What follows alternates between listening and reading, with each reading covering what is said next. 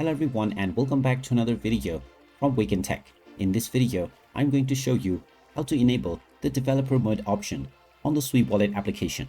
So let's get started right away. First of all, open up the Sui Wallet application on your device.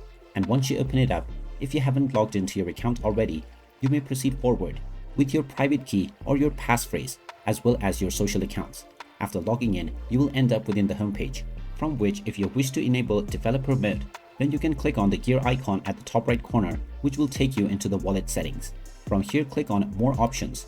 And now underneath the reset your wallet option, you will see the developer mode setting. Just tap on this and you will find the toggle button. Tap on this button to turn it on and you will be asked whether you are sure that you want to enable developer mode.